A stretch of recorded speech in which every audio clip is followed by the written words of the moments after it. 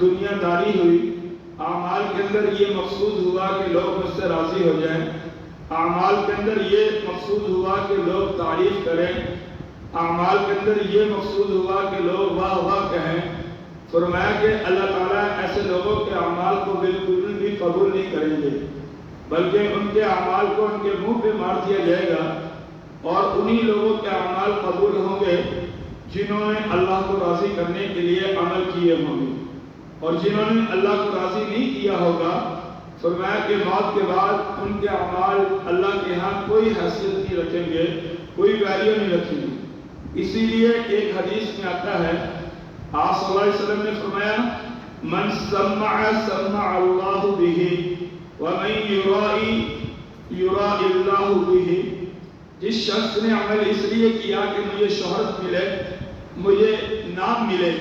اور لوگ میری تعریف کریں اور کہے واہ واہ کیا اس نے عمل کیا اور کیا اس عمل کی شان ہے، فرمایا کہ اللہ تعالیٰ اس کی نیت کے مطابق اس کو اس کے دنیا میں پھل دے دیں گے۔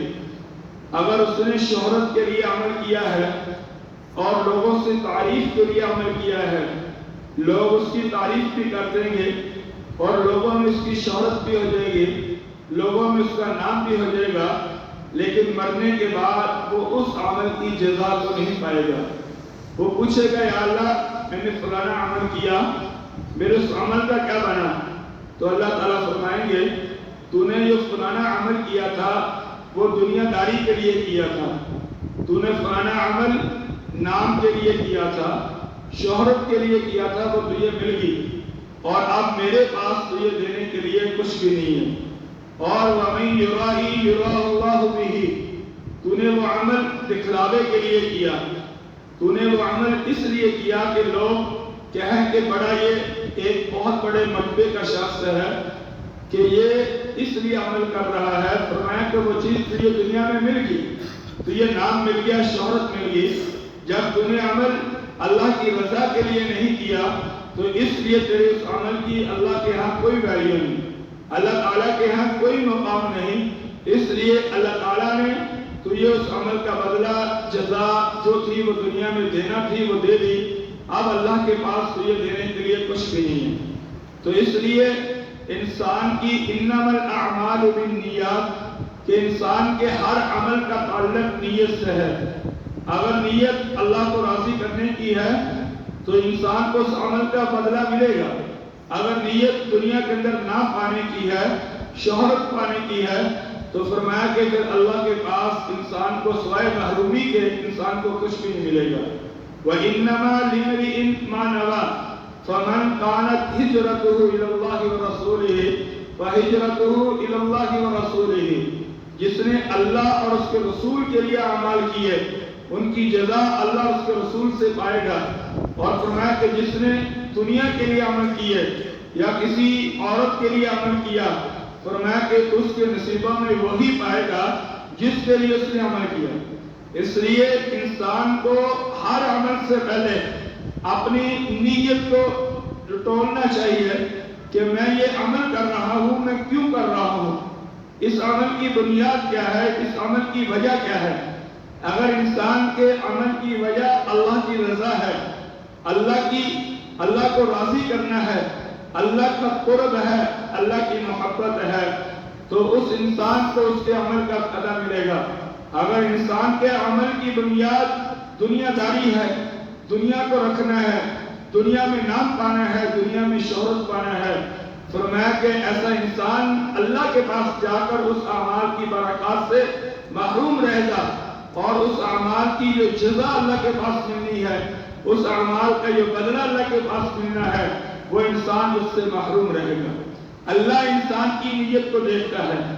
اللہ انسان کے اندر کو دیکھتا ہے، اللہ تعالیٰ انسان کے اخلاص کو دیکھتا ہے، اللہ تعالیٰ انسان کے اندر کی کیفیت کو دیکھتا ہے، اللہ تعالیٰ انسان کے دل کو دیکھتا ہے،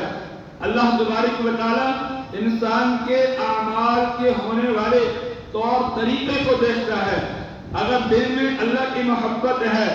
اللہ کے ہاں وہ عمل بڑا قیمتی ہوگا، اور اگر دل میں اللہ کی رضا نہیں، اللہ کے ہاں اس عمل کی کوئی ویلیو نہیں۔ جیسے میرے بھائیوں، آسمانوں پہ تارے ہوں، تو سورج نظر نہیں آتا، اگر آسمانوں پہ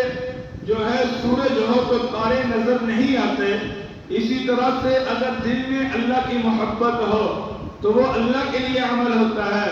اللہ کے غیر کے لیے نہیں ہو سکتا۔ اور اگر انسان کے دل میں اللہ نہ ہو اور اس عمل کی جزا اللہ کے غیر کے لیے کر رہا ہے اور وہ اس لیے کر رہا ہے کہ مجھے دنیا میں نام ملے، مجھے دنیا میں شہرت ملے، مجھے دنیا کے اندر کچھ چیزیں ملے اور لوگوں سے میں کچھ چیزیں پاؤں، تو فرمایا کہ وہ انسان پھر اللہ کے پاس جا کر کچھ بھی نہیں پا سکے گا، سوائے محرومیت کے اس انسان کو کچھ بھی نہیں ملے گا۔ ایک واقعہ علماء نے لکھا ہے کہ مولانا رومی رحمت اللہ نے کہ ایک شخص دیہات سے جانے لگا، اس نے نیت یہ کی کہ میں جو ہے یہاں سے جا کر جو ہے بادشاہ کو ملتا ہوں شہر میں جا کر، اور اپنی بیوی کو کہنے لگا کہ رواج یہ تھا کہ جو بھی جاتا بادشاہ کے پاس وہ کوئی تحفہ لے کر جاتا، کوئی ہدیہ لے کر جاتا۔ اس نے ارادہ کر لیا جانے کا، جب گھر سے نکلنے لگا تو کہا بیوی سے کہ میں کیا لے کر جاؤں؟ بیوی نے کہا دیکھو بادشاہ شہر میں رہتا ہے اور شہر میں اس کے بعد سب سے زیادہ کمی جو ہے وہ پانی کی ہے، آپ اس طرح کریں ایک مٹکا لیں، ایک مشکیزہ لیں، صاف ستھرے پانی کا بھر کر وہ بادشاہ کے دربار میں پیش کر دیں۔ دیہاتی نے کہا ٹھیک ہے کہ واقعی شہر کے اندر صاف پانی نہیں ملتا، تو وہ آدمی اس نے ایک مٹکا لیا اور مشکیزہ پانی کا بھرا، صاف پانی کا، اور اس کے اوپر ڈھکن رکھا اور اس نے گھر سے جو ہے نکلا اور سفر شروع کر دیا۔ ظاہری بات ہے کئی دن بادشاہ کے پاس پہنچتے پہنچتے لگے، جب کئی دن لگے تو اسی وقت اس کے دل میں راستے میں گرد و غبار اٹھا اور اسی طرح سے اس کے جو ہے پانی کے اندر مٹی پڑی، پانی کے اندر بدبو وغیرہ آئی، اور اسی طرح سے وہ پانی کئی دنوں کا جو ہے خراب سا محسوس ہونے لگا، اور وہ ایک دن شہر میں پہنچا۔ پہنچنے کے بعد اس نے وہ اپنا مشکیزہ جو ہے وہ بادشاہ کو پہلے سلام کیا، سلام کرنے کے بعد کہا کہ بادشاہ سلامت، جب میں گھر سے نکل رہا تھا میں سوچ رہا تھا کہ میں کوئی ایسی چیز لے کر جاؤں کہ جو بادشاہ کے پاس نہ ہو۔ میں نے سوچ و فکر کے بعد میں نے دیکھا کہ بادشاہ کے پاس صاف پینے کا پانی نہیں ہوتا، اس لیے میں آپ کے دربار میں پانی لے کر آیا ہوں۔ تو وہ بادشاہ کے سامنے مٹکا جو ہے پیش کیا، جب ڈھکن کو اتارا تو اس سے بدبو نکلنے لگی اور پورے محل کے اندر بدبو پھیل گئی، لیکن بادشاہ نے جب اس کے دل کو دیکھا، اس کے آنے کی کیفیت کو دیکھا اور اس کے اخلاص کو دیکھا تو اس پانی کو قبول کیا۔ قبول کرنے کے بعد کہنے لگا کہ آپ اس کے مشکیزے کے بدلے میں اس کو ایک ہیرو کا مشکیزہ بھر کے دے دو اور درہم وغیرہ کا مشکیزہ بھر کے دے دو۔ اور اس نے وہ ایک مشکیزہ درہم کا لیا۔ لینے کے بعد بادشاہ نے کہا کہ جناب آپ اس طرح کریں کہ یہ ایک جو ہے جناب والا کہ اس کو جاتے ہوئے جو ہے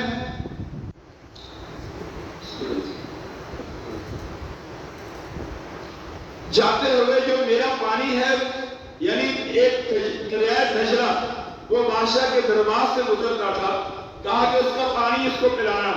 جب اس نے پانی پیا تو دیہاتی کہنے لگا یہ تو پانی بہت مزیدار ہے، اور واپس لوٹتا ہوا بادشاہ کے پاس آیا تو بادشاہ نے تو کہا کہ دیکھے آپ نے میرا کیسے گلا سڑا پانی قبول کر لیا۔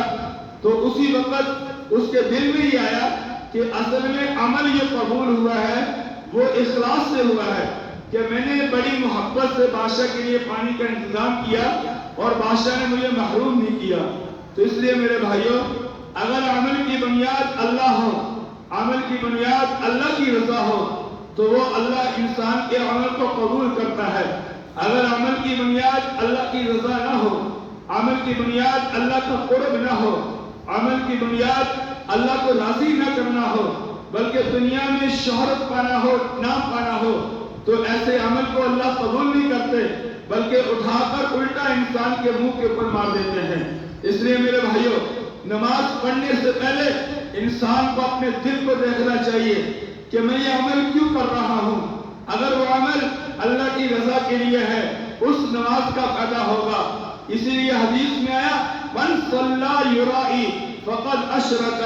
جس نے نماز اس لیے پڑھی کہ لوگ میری تعریف کریں، لوگ کہیں واہ بڑا نمازی ہے، بڑے لمبے لمبے سجدے کرتا ہے، بڑے لمبے لمبے رکوع کرتے ہیں، فرمایا کہ وہ آدمی دنیا کا سب سے بڑا مشرک ہے۔ ایک حدیث میں آیا من صام یرائی فقد اشرک، جس نے روزہ اس لیے رکھا کہ لوگ میری تعریف کریں اور کہیں بڑے روزے دار ہے، بڑا متقی ہے، بڑا پرہیزگار ہے، فرمایا کہ اس نے تحقیق کے شرک کیا اور بہت بڑا شرک کیا۔ اس لیے فرمایا کہ ہر عمل سے پہلے اپنی نیت کو دیکھو، اپنے اندر کی کیفیت کو دیکھو۔ اگر وہ عمل اللہ کے لیے ہے، اللہ کی رضا کے لیے ہے، اللہ کے دربار میں اس عمل کی قیمت لگے گی، اللہ کے دربار میں اس عمل کا پھل ملے گا، اجر ملے گا۔ اگر اس عمل کو دنیا داری کے لیے کر رہے ہو، فرمایا قیامت کے دن اللہ تعالیٰ اس عمل کو اٹھا کر انسان کے منہ پہ مار دے گا۔ اسی لیے ایک حدیث میں آیا کہ قیامت کے دن سب سے پہلے اللہ تعالیٰ جس کو پیشانی کے بالوں سے پکڑ کر جہنم میں ڈالیں گے، فرمایا کہ وہ اس امت کے علماء ہوں گے۔ آپ صلی اللہ علیہ وسلم نے ایک حدیث بیان کی کہ انسان کے عمل میں قیامت کے دن جب سب سے پہلے انسان کو جہنم میں ڈالا جائے گا، فرمایا کہ وہ اس امت کے علماء ہوں گے۔ حضور صلی اللہ علیہ وسلم سے صحابہ نے پوچھا یا صلی اللہ علیہ وسلم کیوں؟ فرمایا کہ انہوں نے نمازیں پڑھائی ہوں گی شہرت کے لیے، انہوں نے بیان کیے ہوں گے شہرت کے لیے، تعریف کے لیے، دنیا کے لیے، انہوں نے کبھی اندر سے اللہ کے لیے کچھ بھی نہیں کیا ہوگا، اس لیے انہوں نے دنیا میں وہ چیزیں پالی ہوں گی، شہرت بھی پالی ہوگی، نام بھی پا لیا ہوگا اور دنیا داری بھی پالی ہوگی۔ جب عمل کا بنیاد اللہ کی رضا نہیں ہے، اس لیے اللہ کے پاس ان کو کچھ بھی نہیں ملے گا۔ اس لیے اللہ تعالیٰ قیامت کے دن سب سے پہلے عالم کو پیشانی کے بالوں سے پکڑ کر جہنم میں ڈالیں گے، اور دوسرے نمبر پر فرمایا اس امت کے سخی کو اللہ تعالیٰ جہنم میں ڈالیں گے کہ جب اللہ کے راستے میں پیسے خرچ کیے ہوں گے، نیت یہ ہوگی کہ لوگ کہیں واہ بڑا سخی ہے، لوگ کہیں بڑا سخت ثابت کرنے والا ہے، لوگ کہیں بڑا اللہ کے راستے میں دینے والا ہے، اور اسی لیے اسی بنیاد میں اگر اللہ کے راستے میں پیسے دیے ہوں گے، فرمایا کہ اللہ تعالیٰ انسان کے اسی عمل کی وجہ سے اس کو جہنم میں ڈالیں گے۔ اور تیسرا وہ شخص جو اللہ کے راستے میں نکلا ہوگا اور نیت یہ ہوگی کہ میں اس لیے اللہ کے راستے میں نکلا ہوں کہ لوگ میری تعریف کریں، میں اس لیے اللہ کے راستے میں لڑ رہا ہوں، لوگ میری تعریف کریں، لوگ کہیں واہ یہ بڑا اللہ کے راستے میں نکلنے والا ہے، بڑا وقت لگانے والا ہے، اس لیے فرمایا کہ اللہ تعالیٰ اس کے عمل کی کوئی قیمت نہیں لگائیں گے۔ اور تیسرے نمبر پر مجاہد کو اللہ تعالیٰ سب سے تیسرے نمبر پر جہنم میں ڈالیں گے۔ اس لیے میرے بھائیوں، انسان کے اندر کا مضبوط ہونا، انسان کے اندر کا اس لیے اندر کی کیفیت کا پیدا ہونا کہ میری نماز، میرا روزہ، میرا اللہ کے راستے میں خرچ کرنا، میری صلہ رحمی، میرے بھائیوں کے ساتھ اچھے سلوک، میرے بہنوں کے ساتھ اچھے برتاؤ، میرے فیملی میں اچھا اخلاق، میرا دوستوں کے ساتھ اچھا رویہ، میری ساری زندگی لین دین اچھا، میری گفتگو کا طریقہ اچھا، میرا اخلاق اچھا، اس لیے ہے کہ میں اللہ کی رضا کے لیے یہ عمل کرتا ہوں، فرمایا کہ وہ اجر پائے گا۔ اگر نام کے لیے ہو، شہرت کے لیے ہو، فرمایا اس کو کچھ بھی نہیں ملے گا۔ ایک واقعہ بڑا حیران ہوا، حضرت سعد بن وقاص رضی اللہ عنہ کہتے ہیں کہ ایک جنگ ہوئی، جنگ ختم ہوئی، جنگ ختم ہونے کے بعد میں اپنی جگہ بیٹھا ہوا تھا، یہ لشکر کے امیر تھے، کہنے لگے کہ ایک آدمی دوڑتا ہوا آیا اور اس کے منہ کے اوپر نقاب تھا، جب منہ کے اوپر نقاب تھا اور اس نے میرے سامنے ایک چیز پیش کی، کہا کہ امیر المؤمنین مجھے یہ جنگ سے ملی ہے، آپ اس کو قبول کر لیں۔ جب دیکھا کہ وہ ایک بہت بڑا سونے کا تاج تھا اور ایک سونے کا بنا ہوا جو سر تھا، اگر اس تاج کو وہ واپس نہ کرتا تو وہ آدمی چاہتا تو کئی مدتوں تک اپنے پاس رکھ سکتا، کئی پشتے اس سے فائدہ حاصل کرتی، لیکن اس نے کہا یہ میرے لیے حلال نہیں ہے، بلکہ یہ جنگ کے اندر مجھے ملا ہے اور آپ رکھیں، اپنی مرضی سے جس کو بھی دیں، اور اس کے حوالے کیا اور وہاں سے نکلنے لگا۔ کہنے لگا اپنا نام، کہا نو، کہنے لگا اپنی چہرہ دکھا دو. کہا نہیں. کہا کیوں؟ کہا میں نے یہ آپ کو واپس کیا اس لیے نہیں کیا کہ آپ میرے نام کو جانیں. میں نے آپ کو واپس اس لیے نہیں کیا کہ آپ میری صورت کو جانیں. میں نے تو اٹھانے کے بعد اللہ کی محبت کو دل میں لے کر آیا. میں نے کہا شاید میرے لیے یہ حلال نہ ہو, شاید میرے لیے یہ جائز نہ ہو. میں نے تو اللہ کی محبت میں واپس کیا, اس لیے تو یہ نام بتانے کی بھی ضرورت نہیں. اللہ جانتا ہے جس کے لیے کیا, وہ میرے نام کو بھی جانتا ہے, میری صورت کو بھی جانتا ہے. میرے بھائیوں, اللہ کے لیے عمل کرو. ہر عمل سے پہلے اپنی نیت کو دیکھو کہ میں یہ عمل کس لیے کر رہا ہوں. اگر اللہ کے لیے ہے تو اجر پاؤں گے, اگر دنیا کے لیے ہے تو ضائع پاؤں گے. اس لیے آج کا دن ایک بہت بڑا دن ہے, اور اس دن میں ہم بے شمار پیسے لگا کر قربانی کرتے ہیں. اپنی حیثیت کے مطابق جانور خریدتے ہیں, اپنی حیثیت کے مطابق بازار سے لا کر جانور لاتے ہیں. صرف اس لیے کرو کہ یہ اللہ کا حکم ہے, حضرت محمد مصطفیٰ صلی اللہ علیہ وسلم کی سنت ہے, حضرت ابراہیم کی ادا ہے, اور میں اس کو پورا کر رہا ہوں. اور اس نیت سے کرو گے تو بے شمار پھل پاؤں گے اور اجر پاؤں گے. اور اگر اس لیے کرو گے کہ ہمیں نام ملے, ایک شہرت ملے, تو فرمایا کہ یاد رکھنا کچھ بھی نہیں ملے گا. اور ایک حدیث میں آتا ہے کہ شیطان جب انسان ایک عمل کر لیتا ہے, شیطان ایک بہت بڑے میدان میں جا کر بیٹھ جاتا ہے اور اپنے سر کے اوپر مٹی ڈالتا ہے اور کہتا ہے لوگ کامیاب ہو گئے, لوگوں نے نماز پڑھی, لوگوں نے روزہ رکھا, لوگوں نے حج کی, لوگوں نے قربانی کی اور کامیاب ہو گئے, میں نے کام ہو گیا, لوگ جنت میں جا رہے ہیں. کیونکہ شیطان کی کامیابی لوگوں کو بے نمازی بنانا ہے, شیطان کی کامیابی لوگوں کو قرآن سے دور کرنا ہے, شیطان کی کامیابی لوگوں کو مساجد سے دور کرنا ہے, شیطان کی کامیابی لوگوں کو بد اخلاق بنانا ہے, شیطان کی کامیابی بہن بھائیوں کو آپس میں لڑانا ہے, شیطان کی کامیابی لوگوں کے اندر تفرقہ ڈالنا ہے, شیطان کی کامیابی لوگوں کے اندر آپس میں بغض ڈالنا ہے, شیطان کی کامیابی لوگوں کے دلوں میں دنیا کی محبت ڈالنا ہے, شیطان کی کامیابی انسان کے دل میں پیسے کی محبت ڈالنا ہے. جس طریقے سے بھی آئے, نجات طریقے سے آئے, جیسے آئے, بس مال آنا چاہیے, اور یہی شیطان کی کامیابی ہے. اس لیے میرے بھائیوں, اور وہ کہتا ہے کہ لوگ ناکام کامیاب ہو گئے اور پھر ایک دم خوش ہوتا ہے. پوچھتے ہیں کہ تو خوش کیوں ہو رہا ہے؟ کہنے لگا ابھی تک ایک ہیلا میرے پاس ہے لوگوں کو ناکام کرنے کا. کہا وہ کیا ہیلا ہے؟ کہا کہ وہ ہیلا یہ ہے کہ جاؤ لوگوں کے دلوں میں یہ بات ڈال دو کہ میں نے روزہ رکھا, میں نے نماز پڑھی, میں نے قرآن پڑھا, میں نے قربانی کی. یہ دل میں بات آئے گی, اللہ کی قسم ایک پل سے پہلے ان کا عمل ضائع ہوگا. اور بہت مشکل چیز ہے میرے دوستو, یاد رکھنا اپنی نیکی کو بچانا, بہت مشکل چیز ہے. میں تو کہتا رہتا ہوں نیک عمل کر کے بھول جاؤ کہ میں نے کوئی اچھا عمل کیا, اللہ کے پاس جا کر اجر پاؤ. ہم کسی کو کھانا کھلا دیں, کسی کے کپڑے لے دیں, کسی کو چھٹی لے دیں, کسی وقت میں جا کر وہ ہماری بات نہ مانے, ہم شرع عام لوگوں کو کہتے ہیں میں نے اس کے ساتھ یہ نیکی کی, میں نے اس کے ساتھ یہ نیکی کی, میں نے اس کو یہ کیا, میں نے وہ کیا. میرے بھائیوں, اگر اللہ کے لیے عمل ہے تو خاموش ہو. تمہارے ساتھ اگر تم کسی کے لیے نیکی کرتے ہو کسی کے ساتھ, تو اس کی جزا یاد رکھنا انسان سے کبھی نہ رکھنا, اس کی امید کبھی انسان سے نہ رکھنا, اللہ سے رکھو, اللہ بے شمار دے گا. اس لیے نیت یہ کرو کہ میرے عمل ایسا ہو کہ جو اللہ کو پسند آئے, میں ایسا ہو جاؤں کہ میں اللہ کو پسند آئے.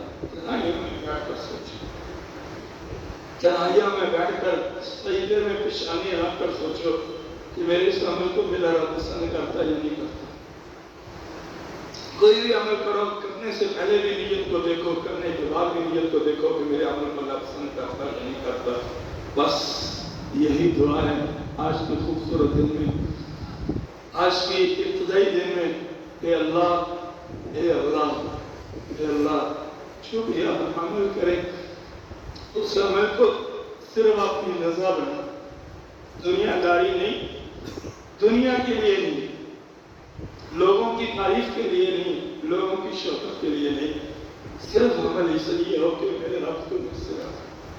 دنیا تو چھوڑ دے گی، موت کے بعد انسان قبر میں جائے گا، بتاؤ وہاں کیا لوگ ہے؟ وہاں تو عمل کی جیسا اچھی یا بری میدان معاشر میں اللہ کے پاس جائیں گے، اچھی یا بری جزا ہوگی اور کچھ بھی نہیں ہوگا۔ بس اللہ ہمیں اپنی عمل صحیح کرنے کی توفیق عطا فرمائے، اپنی نیتوں کو درست کرنے کی توفیق عطا فرمائے، صفے درست کریں اور طریقہ نماز کا سمجھیں کہ 2 رکعت نماز عید الاضحیٰ واجب، 6 زائد تکبیریں، پہلی رکعت میں ثنا کے بعد اللہ اکبر 3 دفعہ کہا جائے گا، ہر دفعہ میں ہاتھ کانوں تک لیا کر چھوڑ دینے ہیں، اس کے بعد فاتحہ قرات، پھر پوری رکعت ہوگی، پھر دوسری رکعت میں رکوع میں جانے سے پہلے 3 زائد تکبیریں ہوں گی، اللہ اکبر کان ہاتھوں تک لیا کر چھوڑ دینے ہیں، اللہ اکبر اللہ اکبر، چوتھی تکبیر میں ہم نے رکوع میں جانا ہے، پھر اس کے بعد سلام، پھر انشاءاللہ عید کا خطبہ ہوگا